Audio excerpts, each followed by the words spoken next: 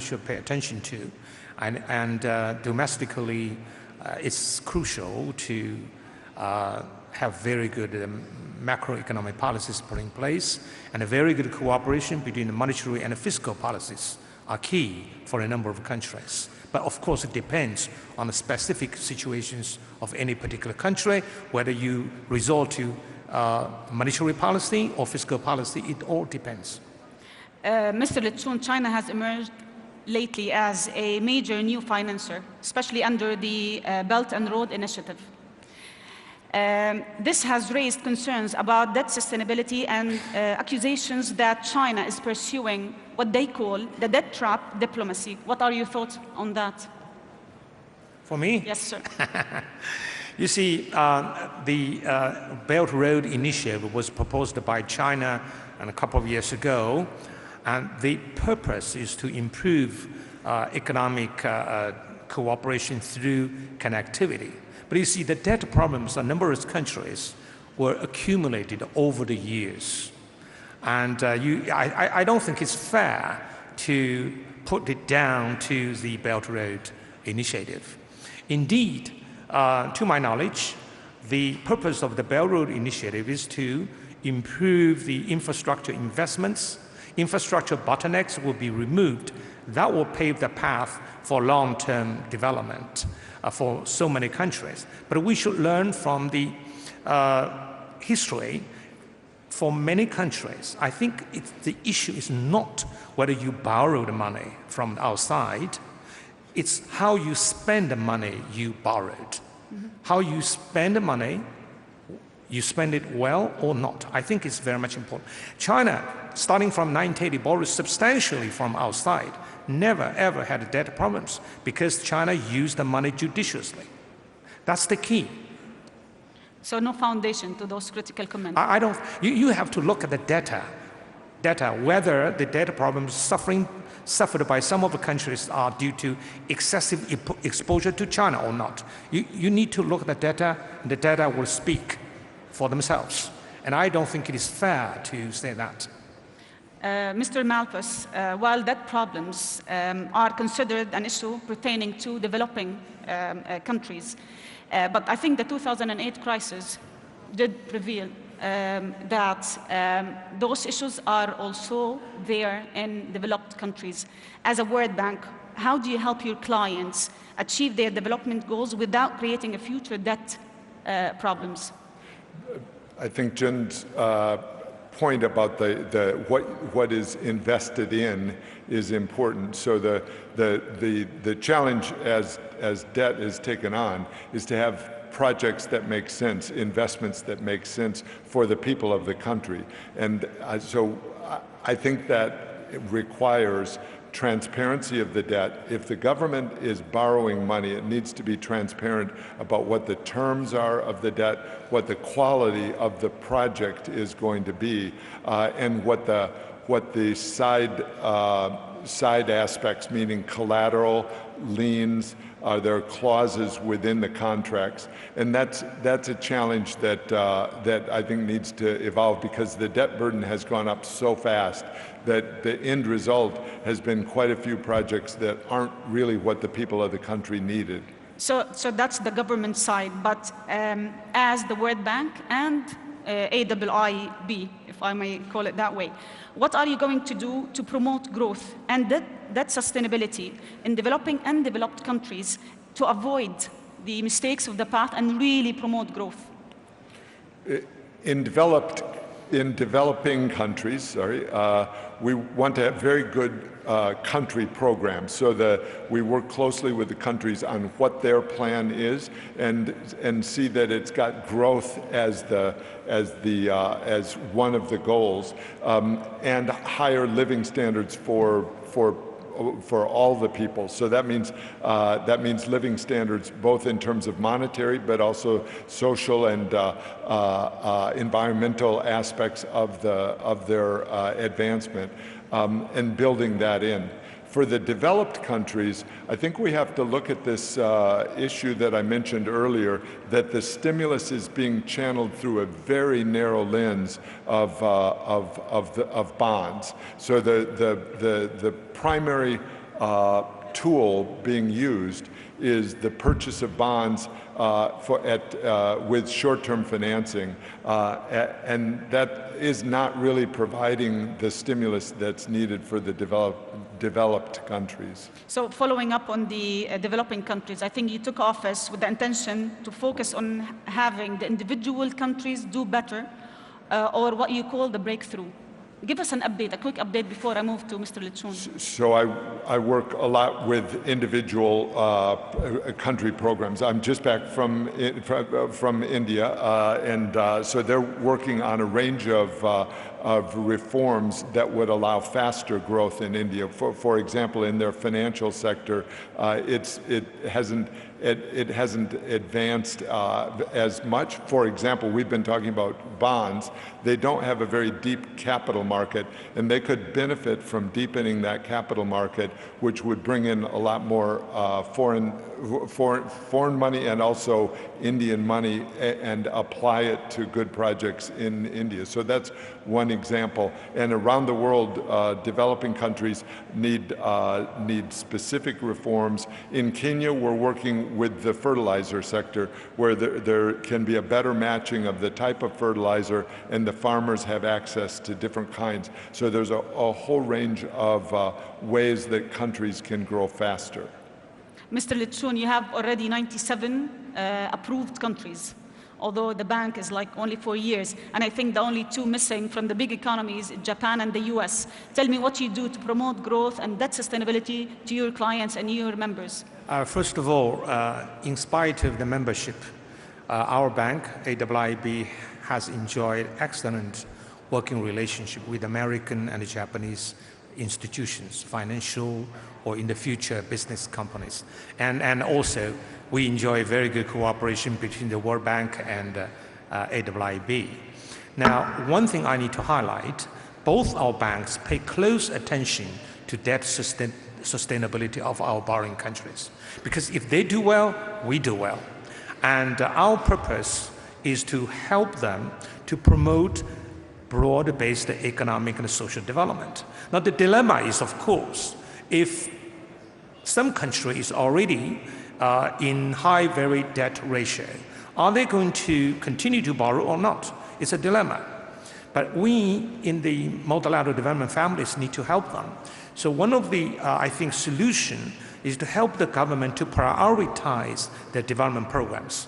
Some projects should be postponed somewhat, and some other projects should be done.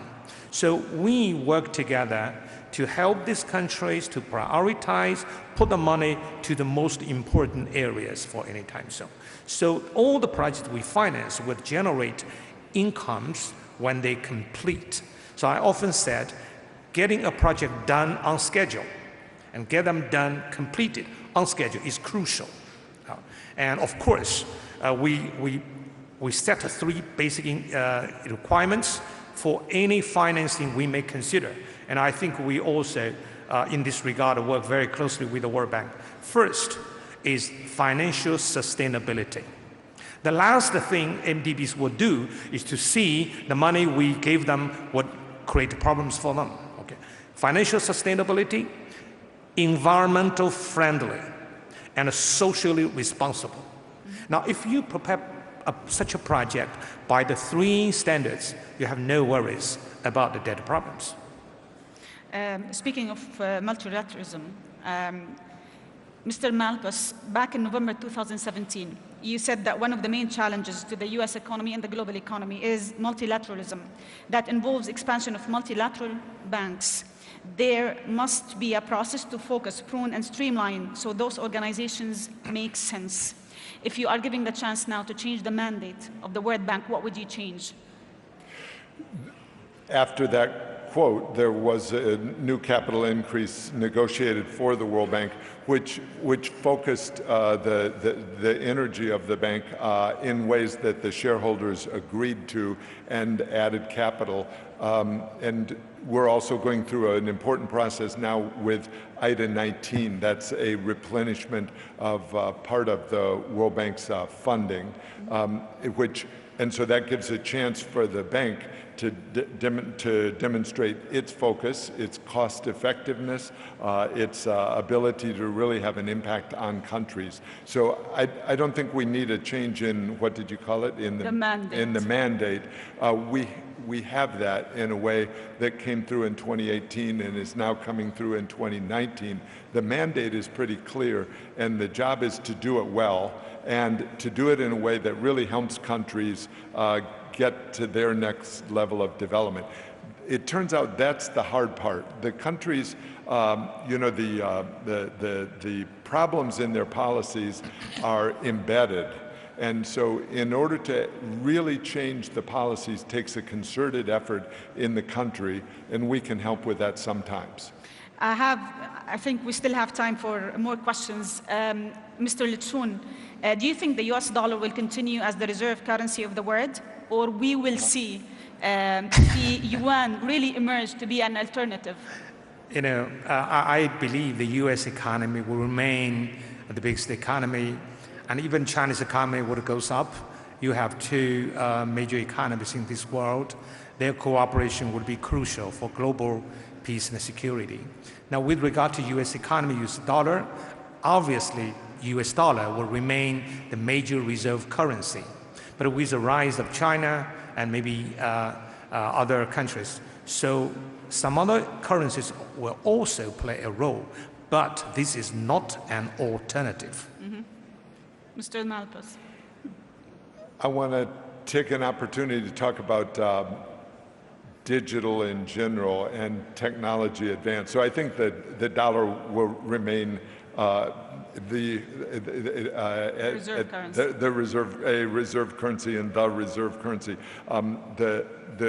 But I think there's rapid changes going on in the way digital currency works, and it enables lots of advances for people because it allows the process of transaction costs coming down dramatically. If you think back, a challenge for poor people throughout time has been how to get enough currency to move out of the barter economy.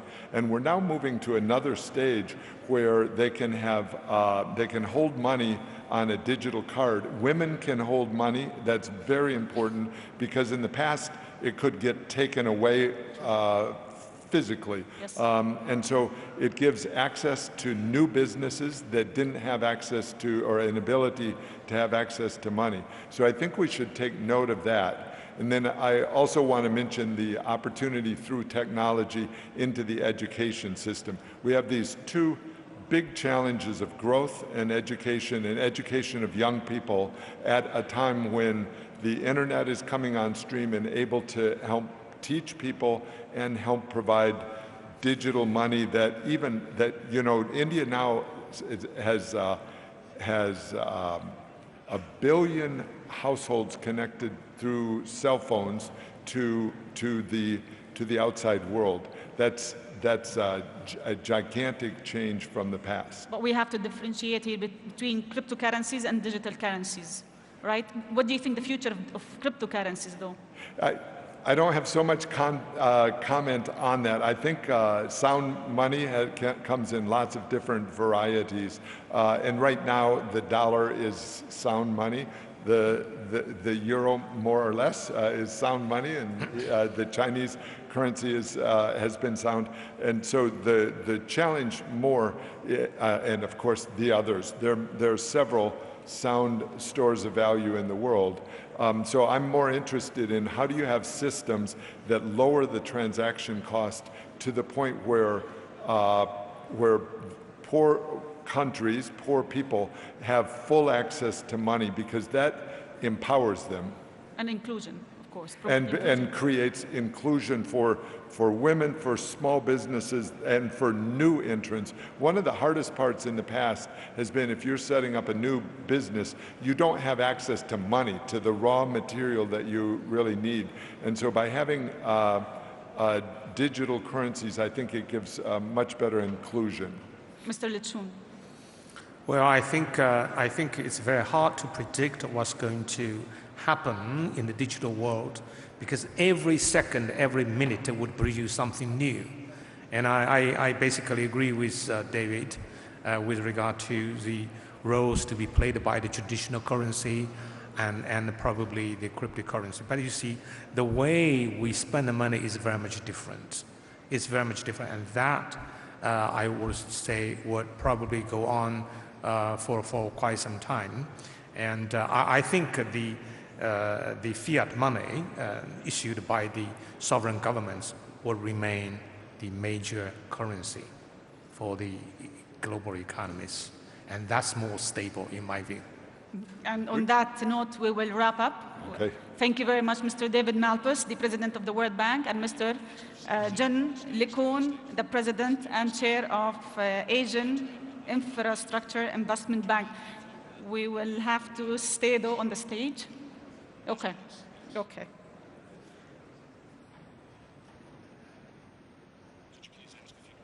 Okay, I think I have time for more questions. That's what I'm told.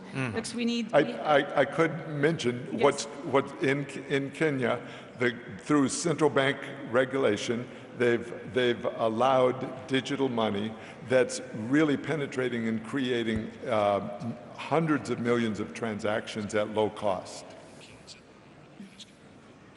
Okay, I'm sorry, but Yeah. I'm just coordinating some logistics with in the backstage. Okay, so we have some questions. I actually have some questions more. Okay, let's about the two banks. How do you see the relationship between the World Bank and AIIB? Is it competitive or complementary? I think it's complementary, and so we are both, as we've discussed here today, trying to get good outcomes for countries, and we can have a pretty robust process of developing projects, and then on occasion, often enough, we're able to finance the same project and get better outcomes as a result. You see, the second day when President Malpass took over, I was in his office, and we had a very, very good exchange of ideas about how we should cooperate moving forward together. And you see, these two banks have enjoyed excellent cooperation ever since the AIIB was up and running, and we are very much grateful to the World Bank for all kinds of support. Now, when it comes to infrastructure investment, as you know, most of those projects are by and large very sizable, and it doesn't make any sense for one institution to pour all the resources in one and same project. Give you one example, the gas pipeline project from Azerbaijan to Turkey was co-financed by the World Bank, ADB, and AIIB, and other banks. Now, $8.6 billion US. We work together, and most importantly, we cooperate by maintaining very high standards, as I said, environmental protection, data sustainability, and social support. The World Bank, before the US supported its recent forthcoming capital increase, the World Bank was really hitting the heroin, and we worked with the World Bank to make sure the World Bank would keep its presence in the countries it investing, and we chip in so that the World Bank can maintain influence in a number of projects without pulling out. And this is an excellent example. I would say the World Bank is the eldest in the multilateral development family, and I said, President Malpass will be conductor. Give me some seat in the orchestra, we play beautiful music. We mentioned also that China early on used actually the loans of the World Bank for the economic Yes. for their economic boost, and I think you've worked with the Chinese in the 90s, and so you've been part of the growth that China witnessed, for a very long time now. Yes, but there's more work to do. We talked about it earlier with regard to the transparency of debt, which is this important aspect of getting good projects that work for the people of countries. So there are different examples of how well that's worked in areas where there needs to be more work as well. And there's also the cooperation needed within the international system with regard to subsidies policy, for example. You know, there's a forum that's been going on for a long time on the overcapacity in steel, which creates its own sets of problems for countries around the world. There's challenges when you come to rescheduling debt of a country that's not making it. There's a body called the Paris Club that reschedules, and not everyone is included in that. China hasn't joined that consortium, and so it ends up being while people are trying to move in a cooperative way, there's, I think, quite a bit more work to do in order to get good outcomes for countries. I would say we should regard the financing from the World Bank and other multilateral development institutions as the seed money. They play a critical role. We should not regard the money from those institutions as the staple food. For instance, 40 years ago when I was posted to the World Bank, at the time when China started to open up, China's per capita GDP was 280, and 4 decades later, it's now in the middle-income countries. I would say World Bank's financing, total finance to China, is less than $100 billion. Mm-hmm. Now, what is the role of the World Bank's money? It's really critical. It's not simply financial support, technical support, policy advice, and training huge number of professionals in China. So if you now see China has lifted successfully 800 million people out of poverty. Of course, you could not depend on World Bank's money to do that job. That's why I said the World Bank plays a critical role. The borrowers should have the ownership of this money, put them to the best of the use. That is, I think, a very good success story. Now, from 280 per capita dollar in 1980, to be a donor to ITER. Now, if many countries could achieve such a kind of success as China, yes, I think the whole world will really enjoy a very, very good prosperity. Can I add on?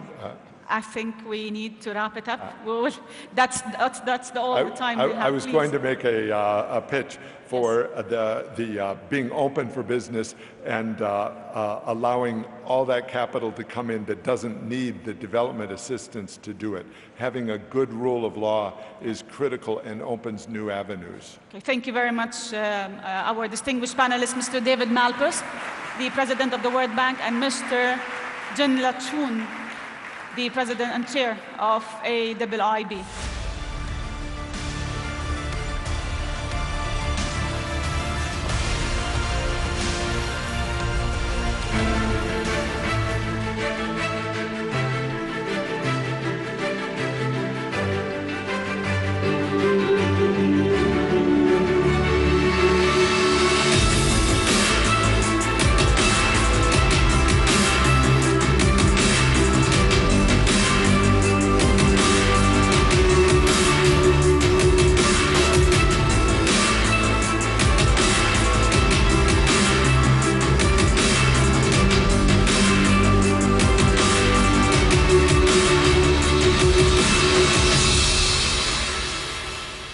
Ladies and gentlemen, please welcome to the stage His Majesty King Abdullah II, King of the Hashemite Kingdom of Jordan.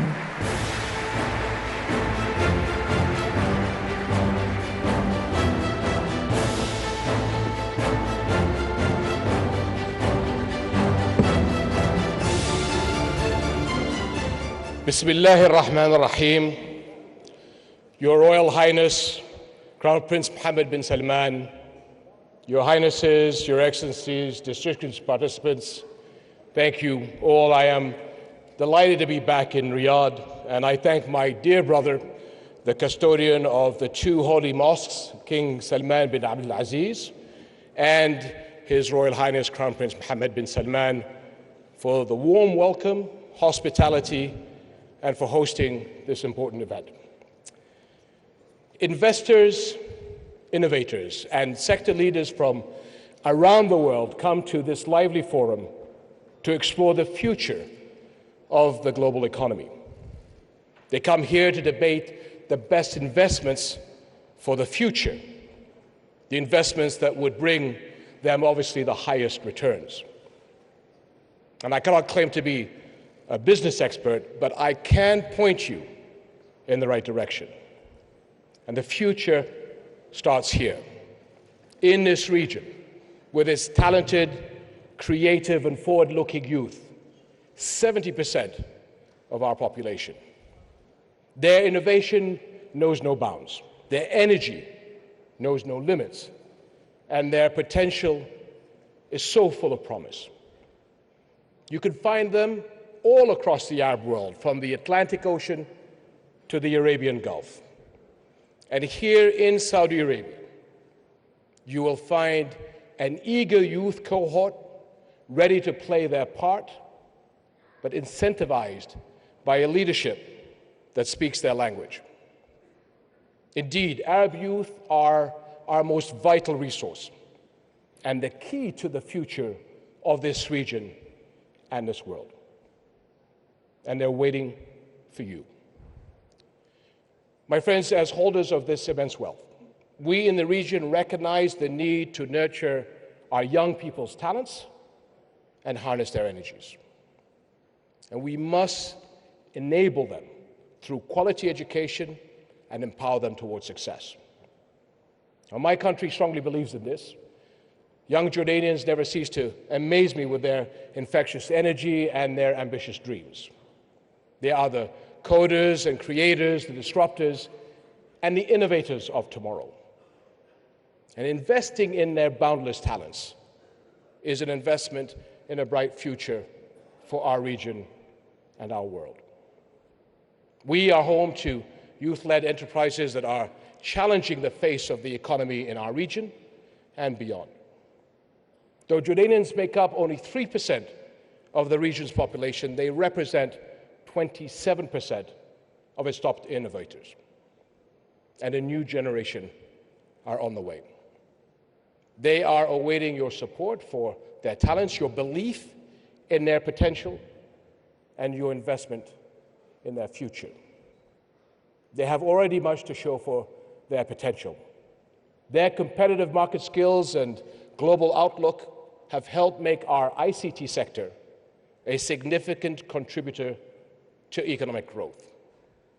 So with a total of 160,000 registered engineers, those specialized in ICT are bringing bilingual and Arabic products and features to the internet, video games, and mobile apps, and driving enterprise opportunities in AI, data analytics, cybersecurity, and more.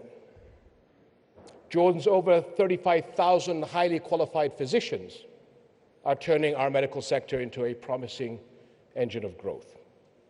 And the adoption of cutting-edge technologies and solutions and expertise has turned Jordan into a major medical tourism destination in our region. All of this is just the beginning. And a key aspect of success is our all-in-government commitment. Reforms are underway across all sectors to foster a healthy business climate. And these efforts are making an impact, as the World Bank attests in the latest report on ease of doing business. My friends, our youth, the youth of this region, look to you to invest in their future. And every investment in their success and every enterprise that maximizes their opportunities builds a better future for all.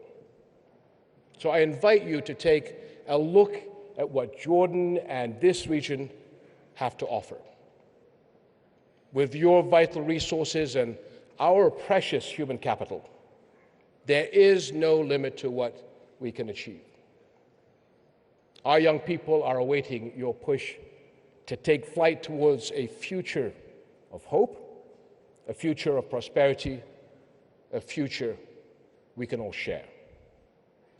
This is a business opportunity you cannot miss. Thank you.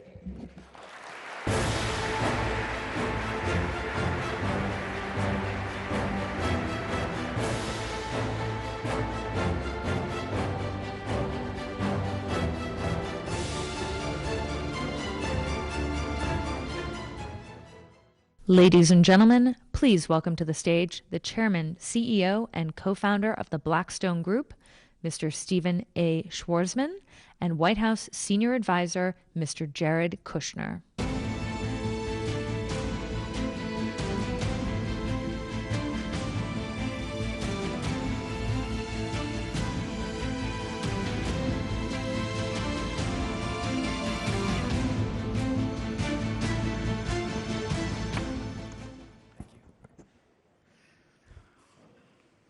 Welcome, Jared.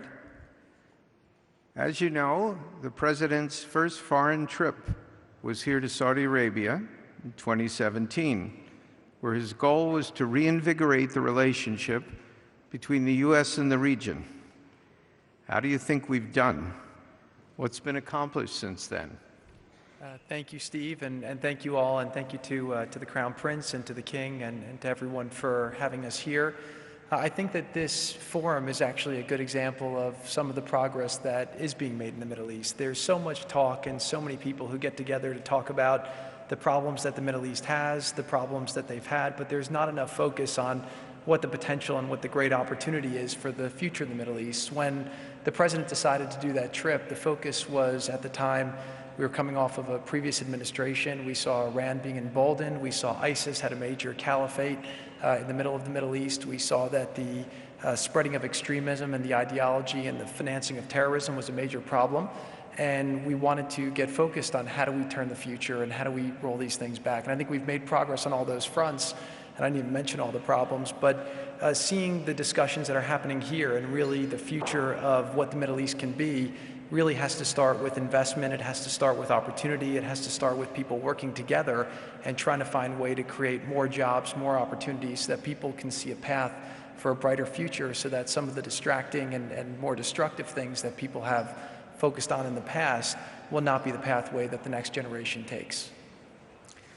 So in June of this year, you hosted and organized a conference in Bahrain on a Middle East peace plan, and you had a very interesting economic plan for the Palestinians.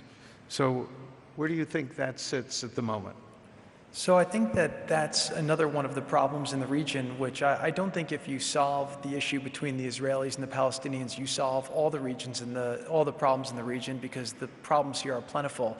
But I do think that if you solve that issue, it takes a major issue out of the way of making progress towards bringing everyone together. And what we see in the region now is leaders who are trying to create a better economic future for their people, and people who are trying to use religion and whatever other excuses they can find to repress people and keep people divided. And so the thought behind Bahrain, which was really the vision of a lot of the leaders here, was that we would show what the future of the Palestinian people could be in the event that we built a good opportunity. In Saudi Arabia, they've done a Vision 2030. They focused on how do they empower the people here and how do they bring opportunity. We wanted to see what it could look like to do the same for the Palestinian people. We brought business leaders together from throughout the region and from throughout the world. And I think it sent a strong message that the world would like to see that resolved. The world cares about the Palestinian people. But more importantly, that Israel is not the cause of all of the suffering of the Palestinian people. If you think about a lot of the people here are investors. If you wanted to go and invest in the West Bank, or if you wanted to invest in Gaza, the issue that's holding you back today is the fact that there's fear of terrorism and that your investments could be destroyed or displaced. If you get over those, if we're able to solve the terror issues, then you have the issue of there's no good governance. You don't have you have a lot of corruption, and you can't feel confident that, say, Blackstone would want to go and put investments down there. But what we did is show that there is a framework that can be created. And in the last panel, we were listening to some of the people who do the development banks, there's a lot of great criteria that could be implemented there that could make those areas more investable. And if we make those areas more investable, then there could be much greater opportunities. So, you put that together with trying to resolve some of the political issues that have been stale for a very long time, and I am hopeful that we're able to make some progress in that area. Yeah, one of the things I was impressed with the plan, it involved only around $25 billion of capital for the Palestinians and only $5 billion of equity. So it seemed to me to be pretty doable if you had the preconditions politically to do it. Yeah, there's no shortage of money that's being thrown at that problem right now. There's been more money put into that situation than almost any refugee situation. You have 70 million refugees in the world. The Palestinians were 800,000 refugees that have mushroomed now to about 5 million people. But you look at a lot of the African countries, you look at a lot of the different areas in this region where $50 billion of investment could go a long way. And if you do it in a coordinated fashion with a plan, you could really create the environment where private capital will be willing to come in. So we've had it peer reviewed. We released about 140 pages of detail. We had hundreds of projects that we've identified and really got a lot of good compliments on the business plan. Now we just need to have the right environment, the right leadership in order to execute it. So again, it's very easy in the Middle East to find the problems. It's very easy to find the reasons why things can't happen or shouldn't happen. But I think that the job of the leaders should be to try to chart what is the future we want to see for the people, and then what are the hard things that we have to do to achieve them. And if the things were easy and if they were obvious, they would have been done a long time ago. But I think that's why there are a lot of great leaders. We just heard from His Majesty King Abdullah, who's also trying to bring a lot of great economic opportunities now to Jordan so that he could give his people a better life, more opportunities, higher wages. And I think that's a very important feature towards creating more stability in the region, which, quite frankly, I think is tired of all of the conflict. Let's focus on the U.S. elections. There's very little more interesting than the show that we can all tune into almost every night. So we have over 20 Democratic candidates, and that's what we spend most of our time evaluating, or at least observing. There is still a Republican that's going to run, and things have been quiet there, except there's a lot going on while it's quiet. So maybe you could bring people up to date. Well, the election now is about a year away, and which is an eternity in politics. But the president's almost done with his third year now in office. We've been doing politics now for 4 years. It took us about a year to do the campaign. And what we're finding is that the enthusiasm for the president right now at home is stronger than it's ever been. The president came in the last campaign and he was saying, I promise if I'm elected, I'll do this. I promise if I'm elected, I'll do that. Now he's kept a lot of his promises and he's accomplished things that are far greater than people expected. Our economy right now has historic record lows for unemployment. Wages are growing at the fastest rate possible. We've done a ton of deregulation. We've allowed businesses to flourish, which means that they're expanding. They're doing a lot of capital investment thanks to the tax reform that we passed and the tax cuts. And what we're finding is that the American economy is doing well. In the meantime, the president's done a lot of work to strengthen the alliances that perhaps were neglected in the previous administration. And what we found is that by working with our partners and our allies throughout the world, we're able to create better burden sharing, and we're able to find ways to hopefully resolve some of the more difficult situations in the world without escalating them. And so, again, all the things that the people were saying who were against the president last time were saying would happen that were bad if the president won haven't happened. And then, the next morning the sun rose, and the next evening the sun set, and America's gotten more and more prosperous. And I think people really like what the president's doing. So we feel very strong about it. There's great enthusiasm. And I think we also have the benefit of having a very strong campaign this time. And the fact that last time we were figuring it out as we go. We didn't do politics before. We did a lot of things right. But this time, the things that we did well last time we're doing a lot more of, we're doubling and tripling down of, and we have more time and a better team this time in order to really execute very professionally. But at the end of the day, running a campaign is about certain details. The most important thing is having the right candidate with the right ideas, and I think the country really likes the policy direction the president's been taking. And again, it's strong leadership, it's purposeful leadership. I think we've turned the country in a good direction, but there's a lot more work to do, and that's why hopefully the American people will give President Trump a second term to do that. So what's happening with fundraising? It's very strong. People are excited about what the president's doing, but most of it comes from small donors. It comes from the American citizens who donate online to the president because they love that for the first time they feel like they have a politician who's fighting for them. And I've heard you've done some really innovative stuff in the digital area, which was a real source of strength before. Yeah, well, in today's day and age, you can market in a much different way. I remember when I was younger, I met an executive who was at Coca-Cola, and I asked why they advertised all over the place, and he said, well, we know half of our advertising doesn't work, we just don't know which half doesn't work, so we do it all. And right now, with the tools that are available through digital, you can be much more purposeful. So what we've been able to do is build a very big database, and we have a way to communicate very directly with a lot of the president's followers and then with a lot of the people who could potentially be the president's followers. So, the president has an interesting relationship with the media, but in a lot of ways, the reason he's been able to be effective and why his popularity is growing is because he's able to speak directly to the American people and have the feedback loop that's much more direct. Let's finish up with the issue of the trade dispute between the U.S. and China. This has affected almost every country in the world in some way. Manufacturing globally is really down. The global economy is slowing. What are the prospects, do you think, for turning this around?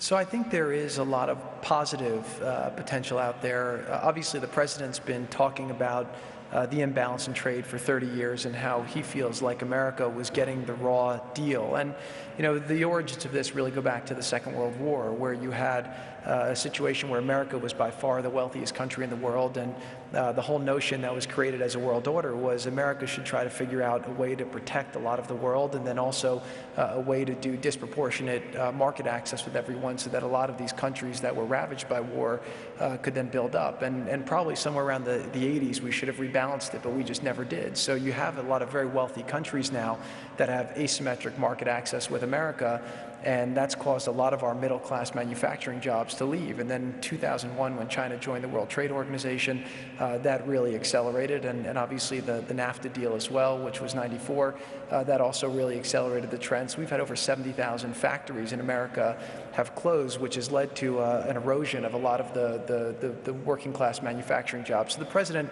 came in with a promise to turn that around, and it's very, very hard to do, but he focused on actually taking on them all at once, which a lot of people thought wasn't a good strategy, but now he's getting to a point where he's been successful. We renegotiated the Mexico-Canada agreement, which I was very involved with Ambassador Lighthizer. That's about 40% of our exports. That deal is $1.3 trillion a year, largest trade deal in history. And hopefully Congress will ratify that when they get around to it, which would be a very good thing for the American economy. That should add about 0.5 point to America's GDP forever, and probably about anywhere between 200,000 and 500,000 more jobs, which is a very important trade deal. We redid the deal with Japan. We redid our deal with South Korea.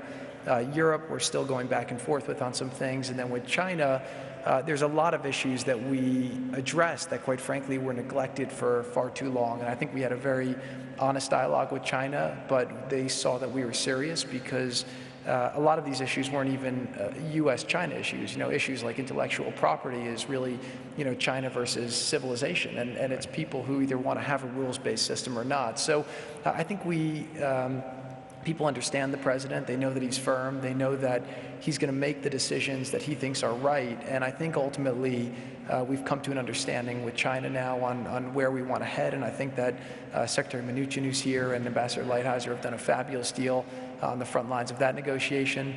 And I think the president is a realist of it. And I had one person who said to me that what the president's done on trade is perhaps one of the bravest things that he's done as president, because all of the costs of it, the tariffs, the retaliation that people have put on, he's paid the price for during his presidency, but the benefit in terms of all the jobs now that are going to come back to America because of the different trade deals that we've made will probably happen, to the people who are, long beyond him.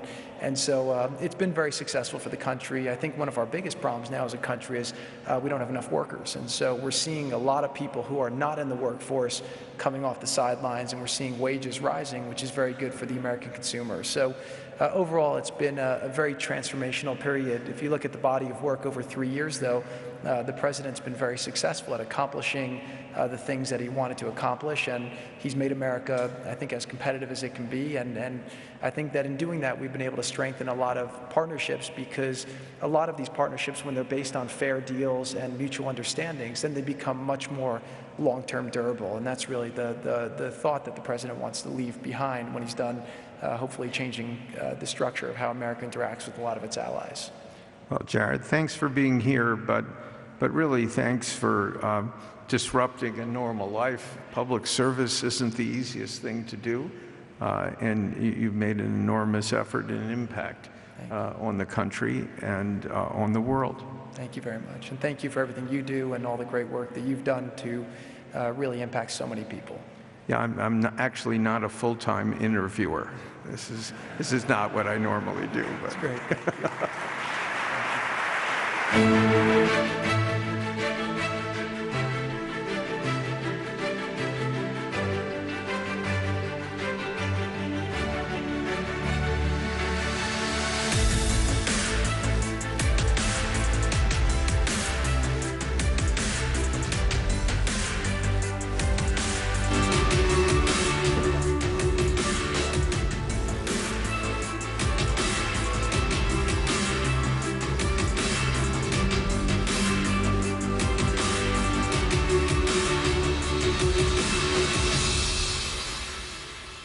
Ladies and gentlemen, please welcome to the stage His Excellency, the Honorable Prime Minister of the Republic of India, Shri Narendra Modi.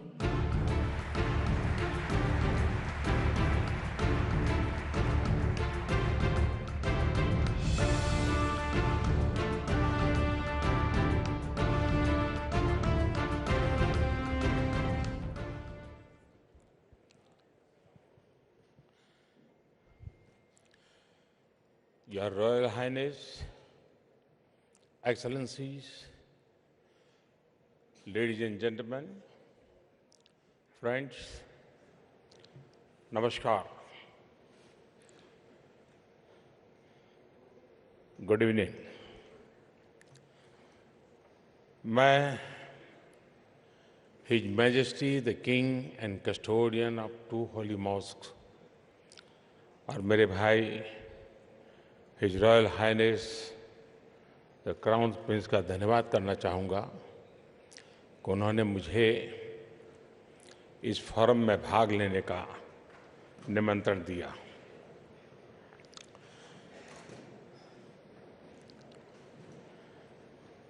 Saudi Arabia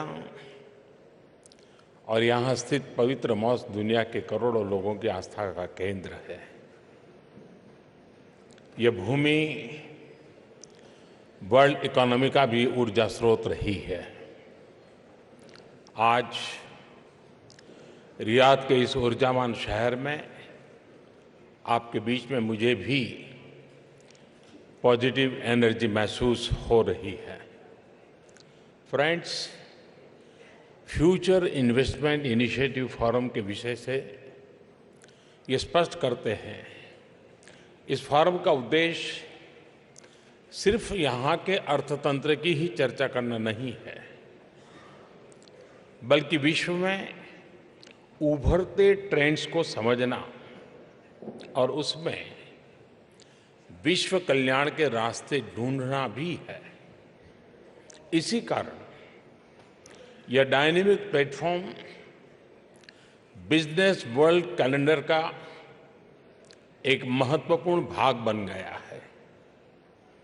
सिर्फ 3 साल के कम समय में ही इस forum ने लंबा सफर तय किया है।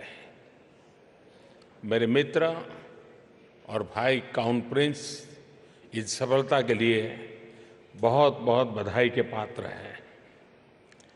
उनके इस फोरम को दाओस ऑफ द डेजर्ट कहा जाता है। पिछली शताब्दी में सऊदी अरब के लोगों की मेहनत और कुदरत की नेमत ने डेजर्ट के रेत को सोना बना दिया।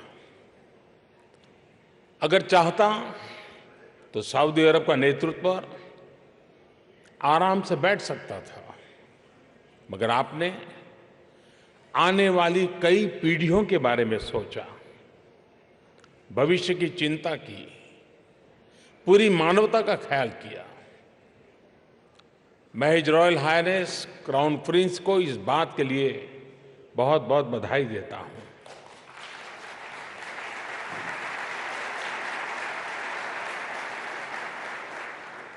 उन्होंने इस फोरम का नाम ही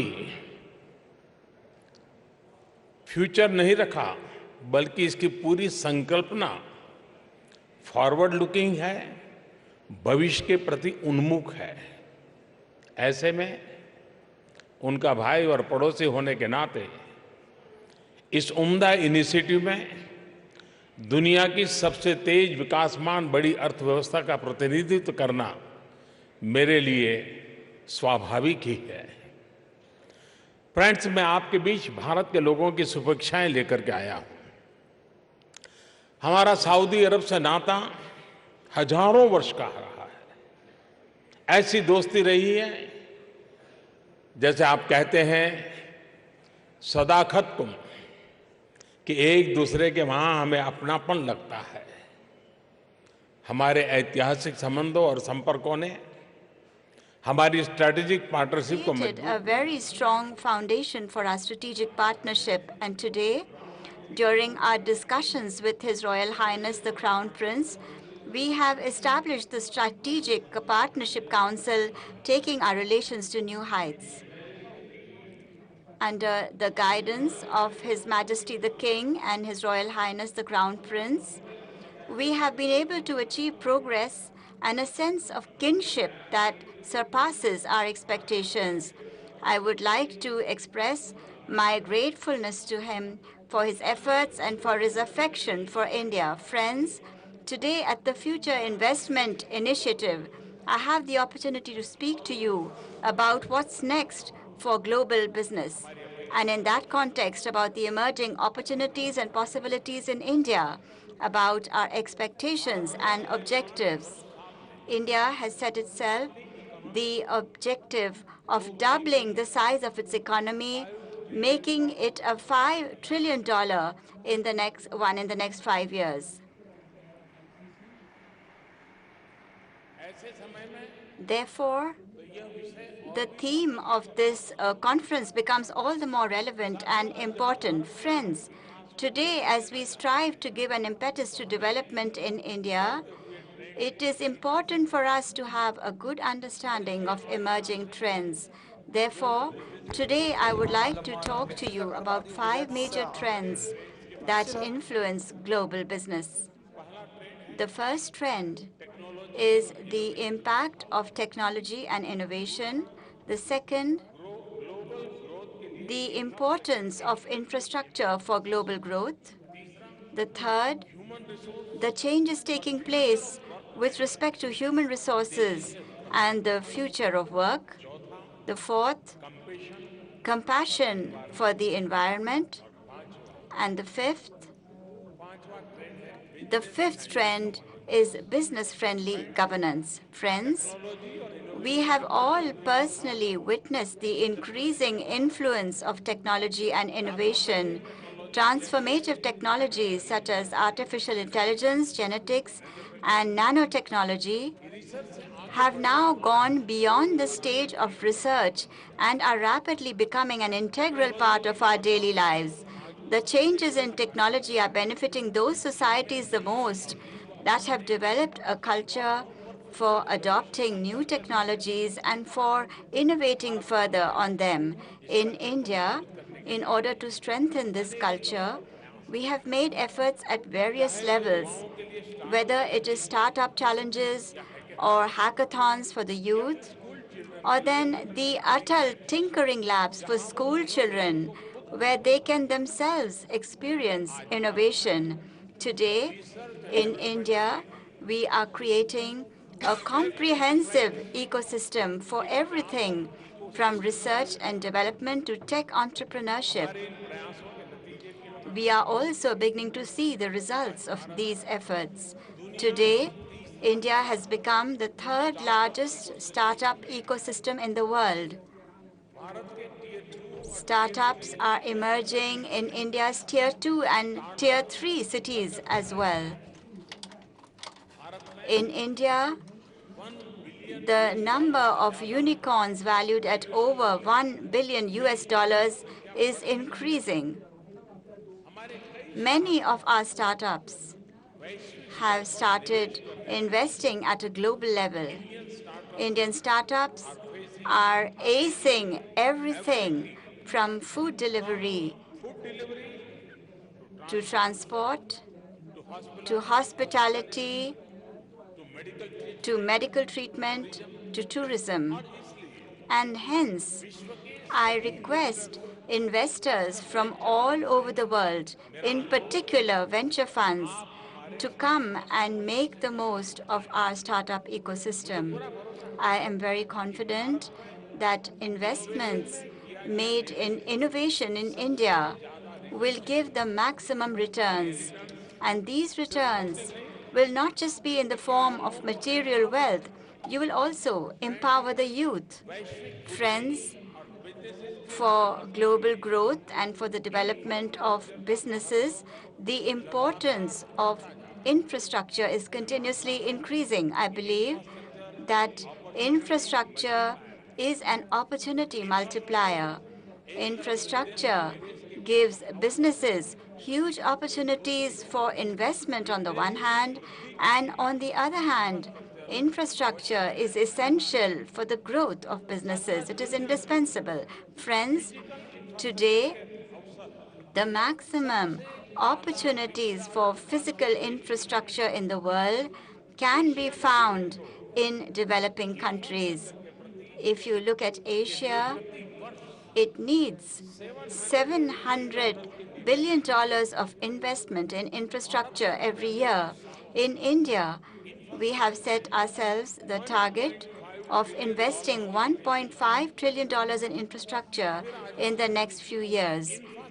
And moreover, today, we do not think about infrastructure in silos, but it is our effort to follow an integrated approach. One nation, one power grid. One nation, one gas grid. One nation, one water grid. One nation, one mobility card. One nation, one optical fiber network.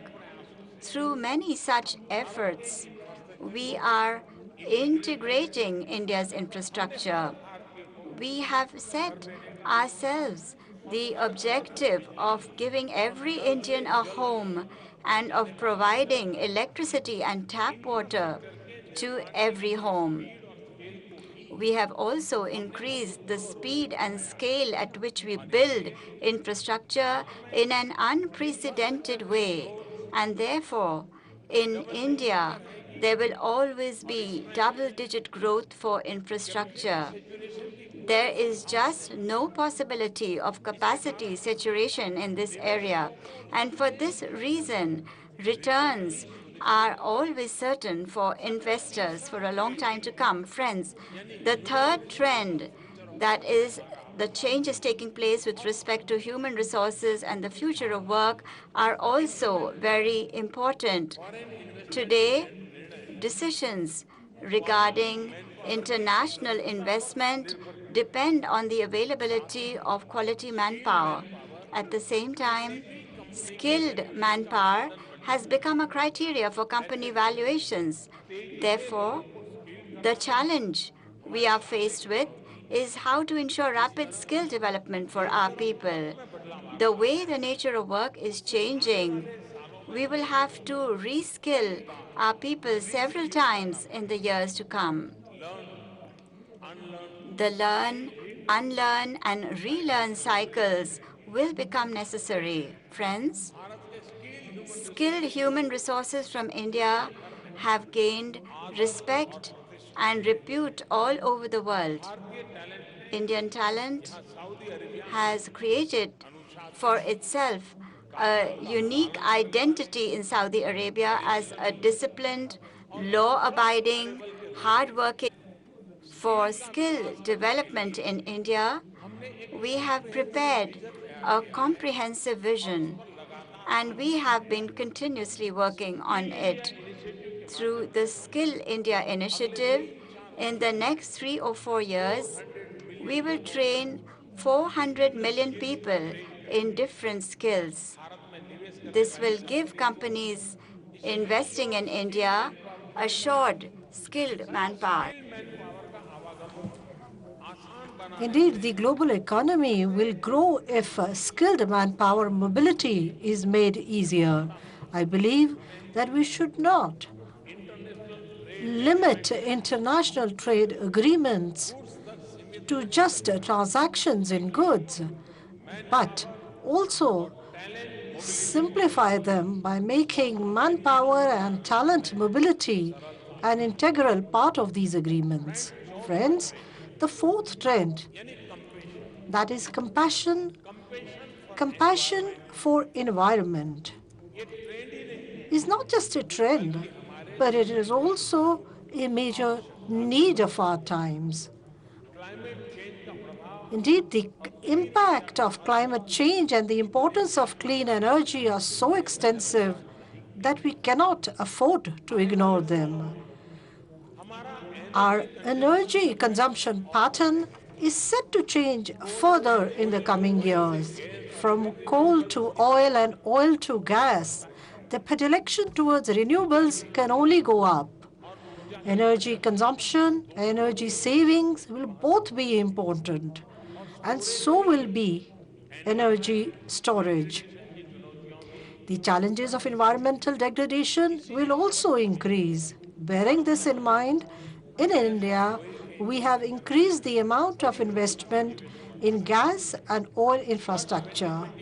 By the year 2024, we aim to invest up to $100 billion in refining, pipelines, and gas terminals. I'm happy that Saudi Aramco has decided to invest in the West Coast refinery project in India, which will be Asia's largest refinery.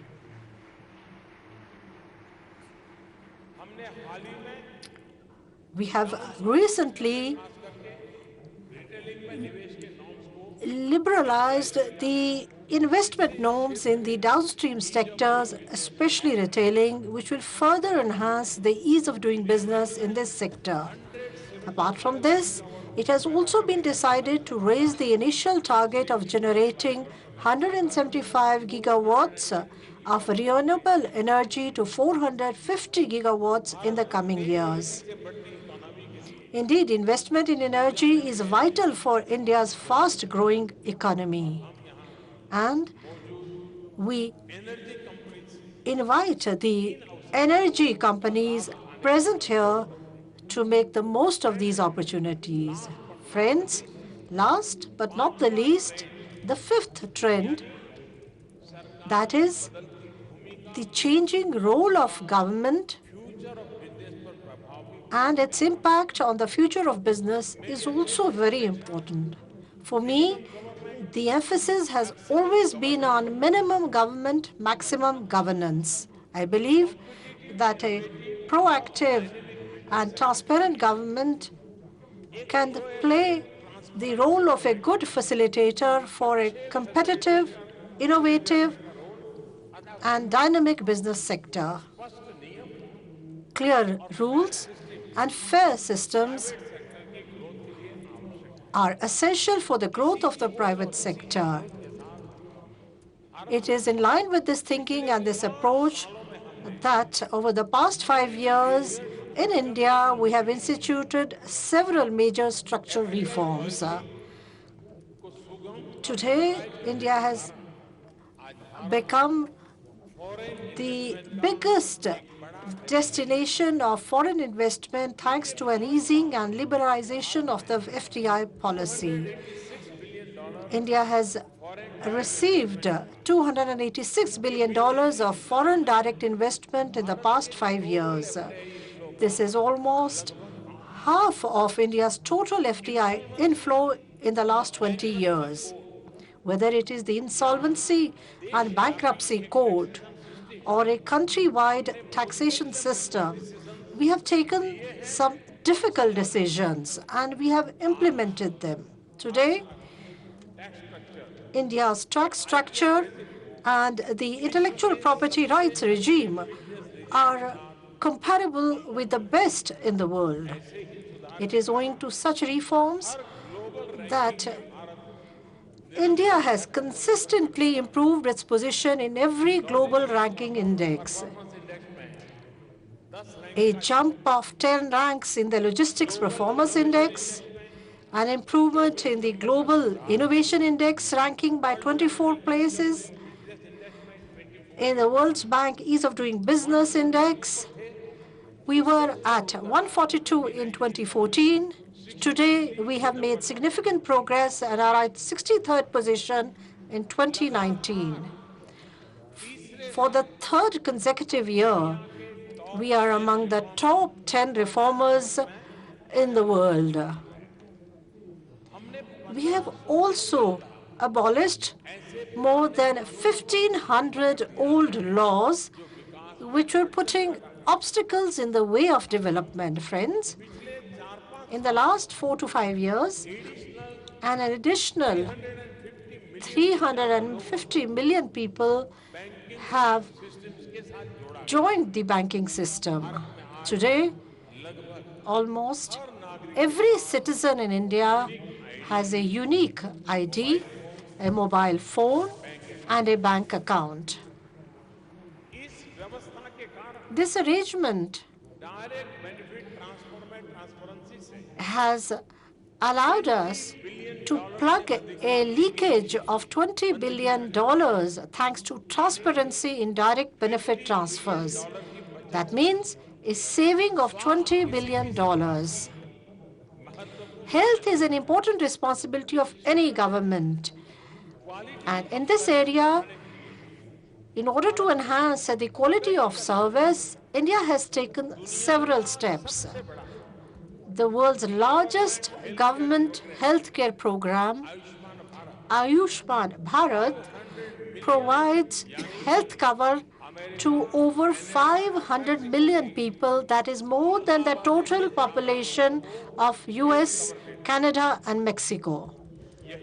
Furthermore, this program has created immense possibilities of investment in healthcare in India. Today, India is both the largest healthcare consumer and the largest quality healthcare provider. The use of technology has revolutionized healthcare. This has not only created economic opportunities, but has increased the productivity of thousands of millions of people. Friends, today from this platform, I would like to assure you that the pace of progress in India will be even faster. We will not eschew any decision that can take the country on the path to development. There is neither confusion in our policies nor any doubt in our goal. The roadmap to our 5 trillion economy target is ready. And the goal is not just for quantitative growth, but it also seeks to improve the quality of life of every single Indian. We are making progress not just in the ease of doing business, but also in the ease of living. Owing to political stability, predictable policies, and a large, diverse market, your investment will be most profitable in India. Friends, the cooperation of our partner countries is an integral part of our development journey. By exploring complementarity with all countries and increasing synergy, we are working towards a win-win situation. We will work hand in hand with Saudi Arabia in the implementation of its Vision 2030 program and in its efforts to diversify the economy. Friends, India will celebrate 75 years of its independence in 2022. We have set ourselves the goal of a new India by then. In that new India, all Indians will have new dreams in their eyes, a new zeal in their hearts, and a new energy in their steps. There will be new capabilities and new prospects in that new India. Friends, a capable and dynamic India will be a source of peace and joy, not only for us, but for the entire world. History has shown that even when India was the largest economy in the world, and it was also strong in military terms, it never exerted pressure on anyone, nor did it ever use force against anyone. India has always shared its capabilities and achievements with the entire world because we believe the whole world is one family, or as we say in India, Vasudhaiva Kutumbakam. This new India will have new energy, but the same eternal soul will be reflected in its thinking. Our development will instill trust in the world. Our progress will enhance mutual bonds. Let me invite all of you, businesses from across the world, to partner with India in this journey for the welfare of the world. I and my team are forever ready to provide you with any assistance you may require. I'm truly grateful to you for giving me the opportunity to share some thoughts and for listening so attentively. I thank you all very much for this. Once again, I would like to express my gratitude to His Royal Highness the Crown Prince and His Majesty the King for having invited me for this meeting. Thank you.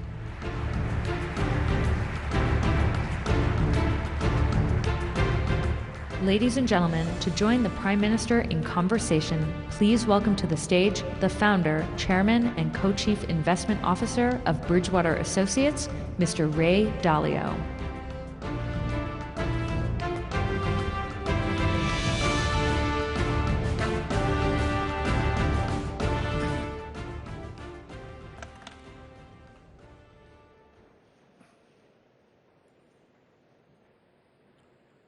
Well, let's just jump right into it. In our 15 minutes, which is way too short, I'd like to divide it in half and get your perspective of the world as a whole, and then focus on the other half of your perspective of India so that we can learn more about it. But before I do, rather than knowing what you think, I'd like to a little bit focus on how you think. We were talking before about meditation. We both meditate. And it has an effect on how you think, I think. So I wonder whether you could share some thoughts about how you think and how that pertains to looking at the world. आपने बहुत ही महत्वपूर्ण सवाल पूछा है। ये बात सही है कि मनुष्य के जीवन की यात्रा हो या समष्टि की यात्रा हो, डगर डगर पर कॉन्फ्लिक्ट्स बहुत स्वाभाविक होते हैं और तब हमने कॉन्फ्लिक्ट रिजोल्यूशन का एक मैकेनिज्म विकसित करना चाहिए। मैं अपने अनुभव से कह सकता हूँ और आप भी रेगुलर मेडिटेशन से जुड़े हुए व्यक्ति होने के नाते हम लोग भली भांति जानते हैं कि विचारों में बैलेंस, जीवन में बैलेंस दुनिया को देखने की सम्यक दृष्टि, इन सब में मेडिटेशन की बहुत बड़ी भूमिका होती है।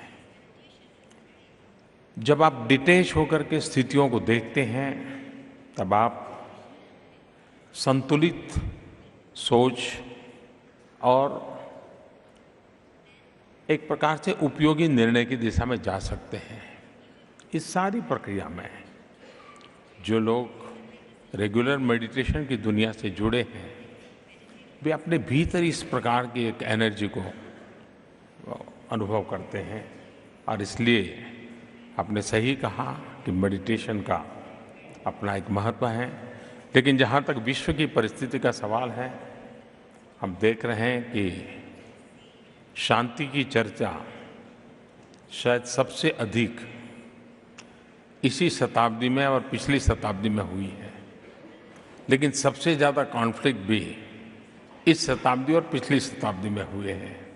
और उसका कारण होलियर देन दाउ, सुपेरियरिटी का विचार, एक प्रकार से सहजीवन के अस्तित्व का अस्वीकार और सबको मिलकर के ग्रो करना चाहिए, इस सोच का अभाव का परिणाम है कि हमने अपने आप को संघर्षों में खपा दिया और हमारी विकास का रास्ता भी एक प्रकार से विजय प्राप्त करने के इरादे का रहा, दूसरे को नीचा करने का रहा। और इस सारी स्थितियों में से ये कॉन्फ्लिक्ट को जन्म हुआ है। मैं समझता हूँ कि विश्व में सम्यक सोच के साथ आगे बढ़ना इस परिस्थितियों का रास्ता निकाल सकता है।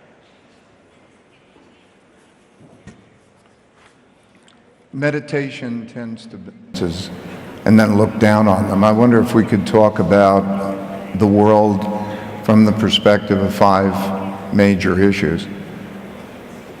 It seems to me that in the world, particularly in the developed world, there's a great deal of conflict. You talked about that, the rich and the poor, the capitalists and the socialists, those different values.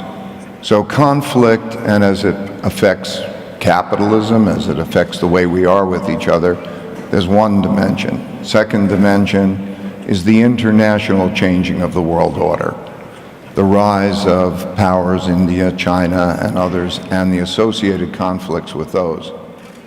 The third is an reduced effectiveness of reserve currency countries to be able to ease their monetary policy. So there's not as much stimulation. The fourth that you touch on is climate, and the fifth is technology. I want to leave that open to you to describe what you think the emerging world order will be like in light of those things, and feel free to touch on any of them if you like.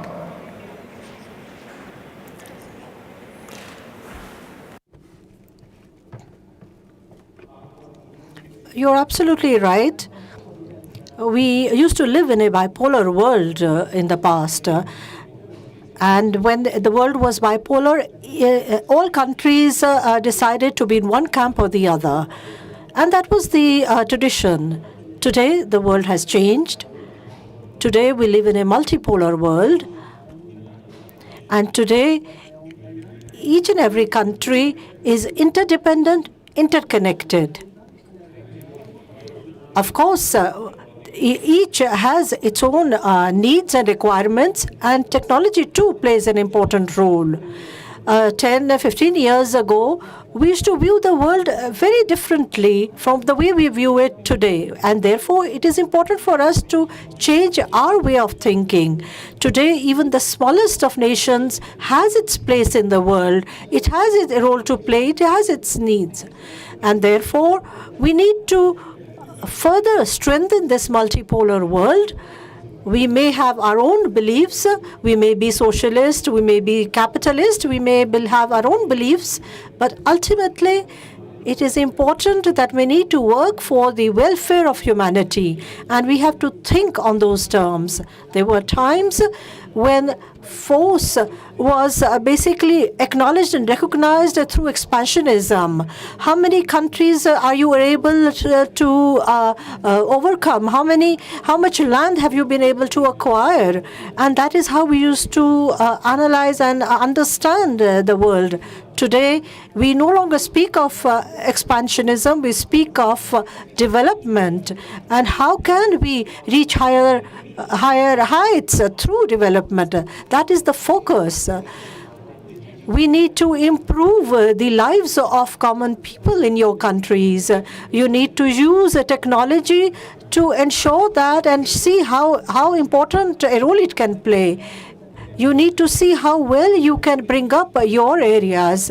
And that is what is going to be important. There will be healthy competition. We need to, of course, think of vertical growth. We must think of development. Of course, if we think of vertical growth, we must ensure that the light reaches each and every citizen of the country. And we need to work towards that direction. In the last 2 or 3 centuries, perhaps the change in technology today is the highest as compared to 2 or 3 decades. Of course, today there is no area which is not technology driven, and that is why we must ensure that our new generations are ready for the new technologies, but with the humane touch. We must ensure that there is human values and technologies that go hand in hand. And I believe that it is important for the world to start thinking on those lines. While you describe what we must do, I wonder whether your thoughts about whether we will do it and how we have to approach that. So when we say we, it's each individual. So let's look at some of the, we have a trade conflict, we have a technology conflict, we have a capital and currency conflicts going on, and we have geopolitical conflicts going on. We don't have a world organization or a world rule book. I have to be a pragmatist, and you have to be a pragmatist. How will we work together? How will that play out in your mind?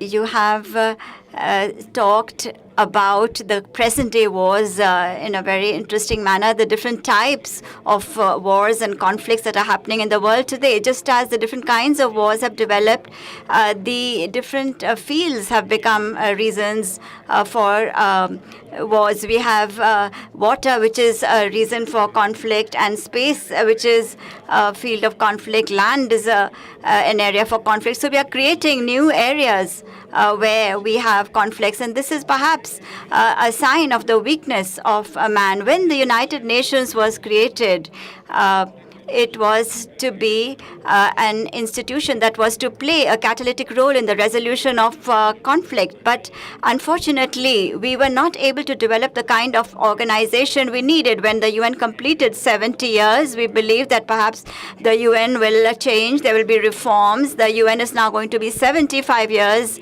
old very soon. I hope that all reasonable forces in the world come together and work on the form that the UN needs to take and have in the 21st century. What should be the norms to govern the world? And we need to move in this direction. We should not just, if there is a natural calamity somewhere, and UN leads in the efforts for rescue, that is not enough. It needs to give direction to the world, and it won't be able to do this if it limits its functions in this manner. Also, strong people must not just develop institutions, but develop the UN as an instrument. The UN must have a neutral, global, rule-based arrangement. It must contribute to this This was something that did not happen. I believe, where does conflict start in the world today? There are people who believe that they are so big and so great that they don't need to follow any laws. And there are some people who are burdened by laws and rules. So if we have to really run the world properly, we need to have a balance. The very fact that the universe is functioning, it is because the sun has followed its rules, then the moon has followed its rules, the earth has followed its rules. Nobody breaks rules. That is why the universe functions today. So in the world as well, countries must follow global rules. And when rules are broken, the world must come together to fight this. We must isolate such forces, and we must make efforts to bring them on the right track.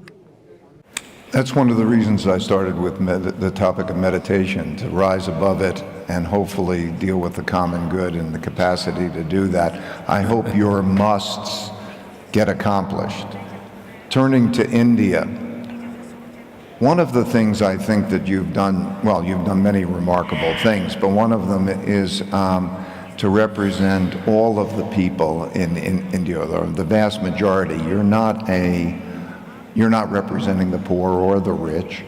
You are not representing one faction in relationship to another. You've drawn the country together.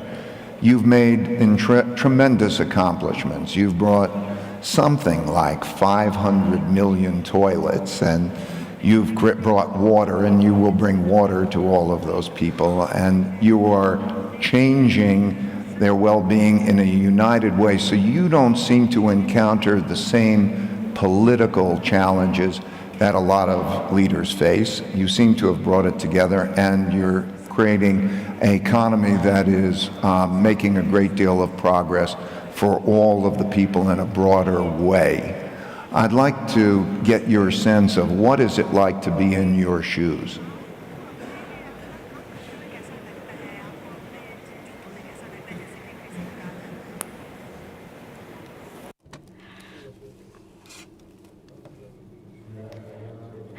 I don't come from a political family. I come from a very small, modest family. I have not learnt about poverty from books. I have lived in poverty. I've spent my life in poverty. I used to sell tea at a railway platform, and that has... And therefore, having being sympathetic, having a feeling of solidarity, the fact that I would like to do something for these people is not natural for me.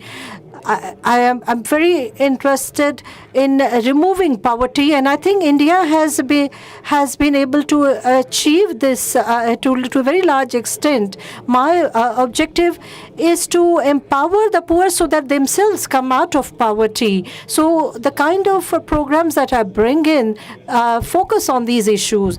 The second aspect is that even the poor need dignity. When I tell them that they should have a toilet, it gives them dignity. When I ask a poor person to have a bank account, he may not have money to put in that bank account, but it gives him dignity. It gives her dignity, and that is this is empowerment, and this empowerment and this dignity changes his way of thinking, and that has made it possible for people to come out of poverty. I truly believe that when it's the poor who speak up, that I'm going to put an end to my poverty, I think that's the most satisfying feeling that you can have. I have taken up this mantle. I don't believe just in imposing governance, or I believe in service, and you may be whichever position you may occupy, you should always think of being at the service of others. And that has always been my priority and my focus, because it is through service that we can help people, we can use our position to provide assistance to people, to support to people. In India, when there is change, that change is not just for India. It changes the global parameters. When I build toilets, when we have a society that is open defecation free, it changes the global parameters. It changes the global figures. So change in India also changes the entire world, and that gives me a feeling of satisfaction. I'm not just doing something for my own people, I'm also changing the world. For example, I've set the goal of being TB, tuberculosis free by 2030. But I told myself that I will not wait for 2030. I would like to achieve this goal by 2025. So we may even do it earlier. So we are working for the world's good. We are working for the welfare of the people across the world. And that is, I think, a great feeling of satisfaction for me. Thank you.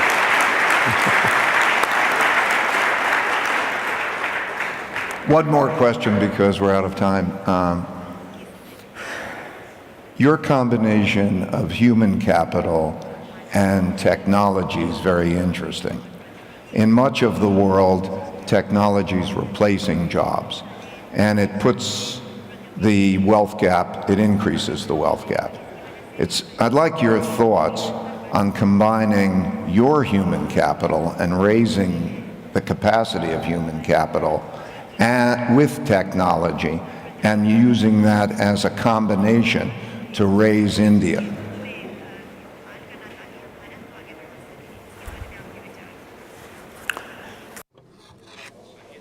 It is a very good question that you have asked. India is a very fortunate country. Today, we have 65% of the population that is under 35 years of age. Skill development, human resource development, there are various needs for this, but at the same time, the world today needs human resources, and human resources can create a lot of strength. When I meet His Majesty the King of Saudi Arabia, he says to me with a lot of pride, he says, I have a lot of affection for you. And do you know why I have a lot of affection for you? Because in my childhood, I was taught by a teacher from India. That means that the human capital of India, it came to Saudi Arabia and it taught the king of Saudi Arabia in his childhood. This is such a huge strength. I believe that it is with this thought process that we must move forward. We have human capital, we have resources, and we must try and use this for the greater good. But we need to make changes in this as per the needs of time. We need to upgrade human resources and if possible make these changes before it's too late, before time. If there is one field that which is going to develop a lot, we know that it is space. India's space programs and the space programs of the world, there's a huge difference in these programs. If India goes to the moon, the cost of the expedition is less than the cost of a Hollywood film. This in itself is a huge accomplishment. Therefore, the strength of my human resources, the amount that is spent on making a Hollywood film, with less amount than that, we can arrange a moon expedition, and therefore the capabilities of my human resources, we have given it a new strength, and therefore we must ensure that we use human resources, the natural resources in the world to the minimum possible. We need to have manpower that can safeguard natural resources in the world, and we need people that are ready well in advance. And today, I am doing something with the children from various universities of the world. I organize hackathons between young people in our country and young people from other countries in the world. So wherever there are startups in the world, I organize joint programs between young people in startups in our country with young people in others, because the talent that is available in the world, it is important to bring this talent together while people are young, while they are students. So we are doing this in a small way, but I'm putting a lot of emphasis on this. I believe that this will become a reason for change in the world if we continue in this manner. And also thank you for what you're doing. Thank you. Thank you.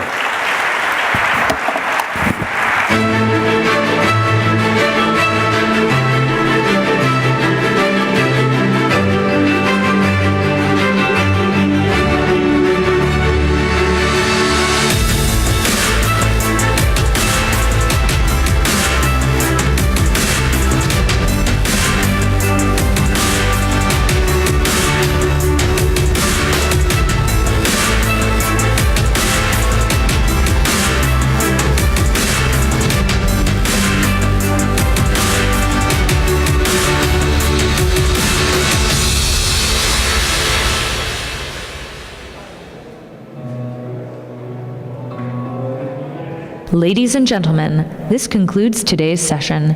Please join us tomorrow at 9 a.m. in the King Abdulaziz Center. Thank you.